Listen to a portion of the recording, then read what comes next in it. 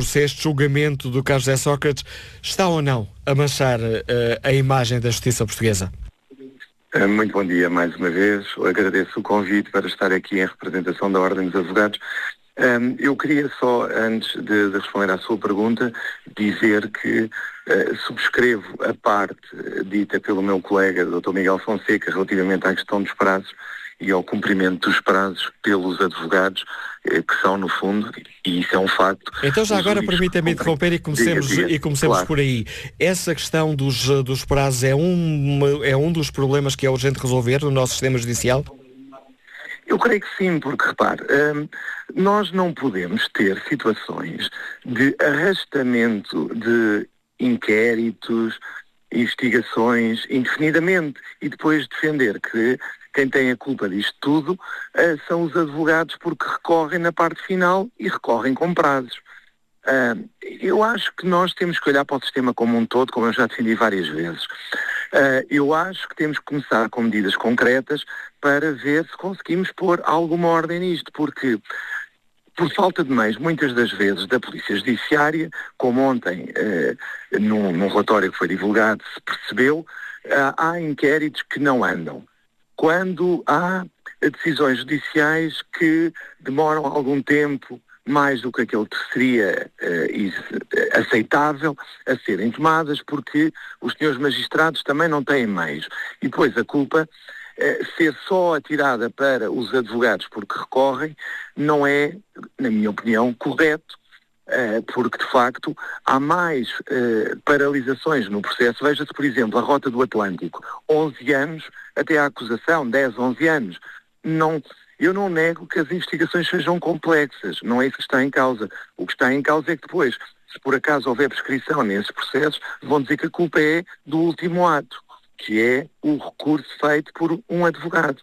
Acho que temos que olhar para o sistema como um todo, acho que temos que procurar as situações em que de facto há entropias no sistema e tentar resolvê-las, porque se a Polícia Judiciária não tem meios, não pode investigar. Se o Ministério Público não tem procuradores, também não pode exercer as suas funções. Portanto, há que olhar para o sistema como um todo e não procurar sempre os mesmos responsáveis. Isso era o primeiro ponto que eu gostava de salientar, Manuela Cássio. Agora, obviamente que eu entendo que a suspensão dos prazos de prescrição em caso de substituição de mandatário ou outra situação qualquer, é uma medida que eu até entendo que globalmente é positiva, na medida em que até permitirá conceder prazos superiores para a consulta do processo por parte do advogado. E se essa garantia de defesa for assegurada, eu não vejo como negativa esta suspensão. Temos é que olhar para o sistema como um todo e não entender que este é o problema, ou que se resolve este problema só com uma única medida. Por exemplo, a questão da suspensão dos prazos não nos resolve, por exemplo, a questão de saber como é que vai ser a defesa se o arguido não tiver advogado. E isso também tem que ser analisado.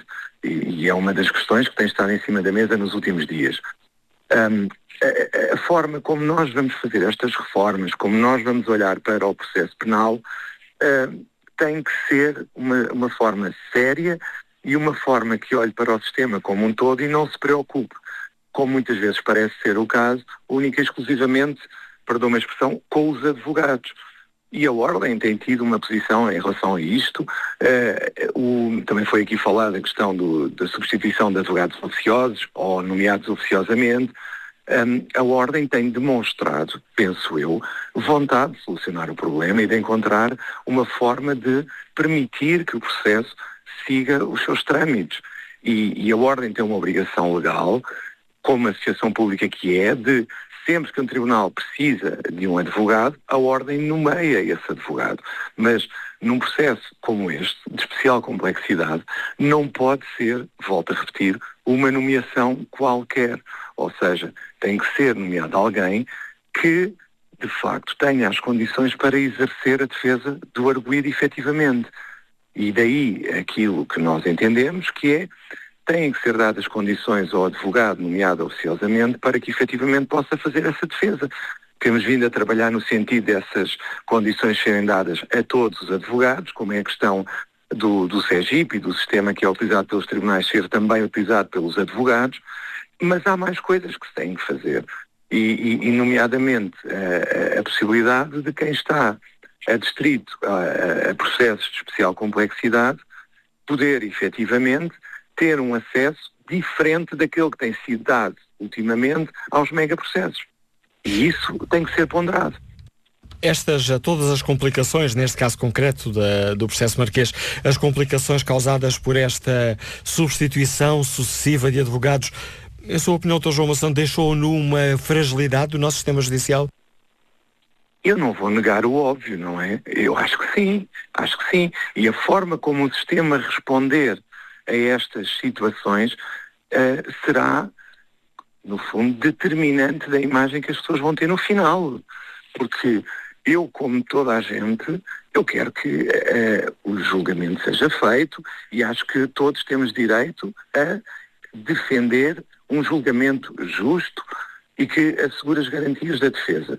Agora, o sistema tem que reagir quando aparecem situações que o paralisam. E é isso que o sistema tem que fazer, na minha opinião. Porque se não o fizermos, é claro que um processo destes que não seja explicado, que não seja compreendido pela opinião pública e que tenha situações que ninguém percebe muitas das vezes, é claro que prejudicam a imagem da justiça, infelizmente. E é isso que nós temos que lutar, aqueles que estão no sistema, por encontrar soluções que evitem esta imagem negativa ou que previnam situações futuras que venham a prejudicar a imagem da justiça.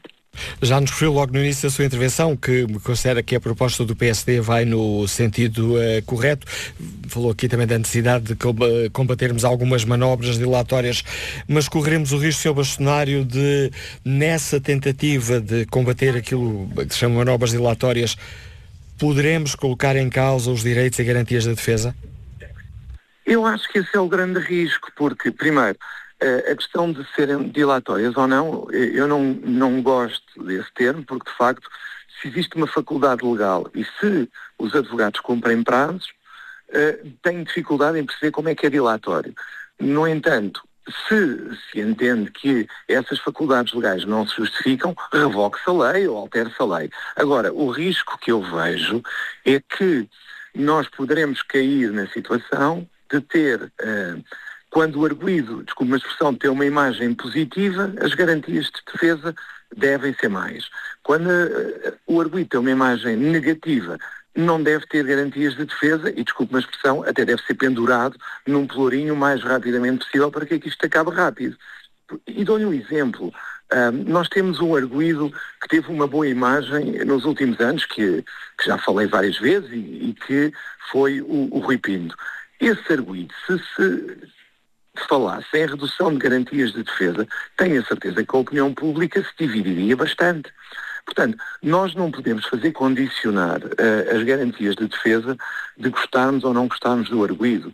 Nós somos um Estado de Direito e todos os arguidos têm que ter as garantias de defesa que estão previstas. E tem que haver um julgamento justo. Agora, também não podemos permitir, obviamente, que os julgamentos não acabem. E é nesse equilíbrio que nós temos que trabalhar.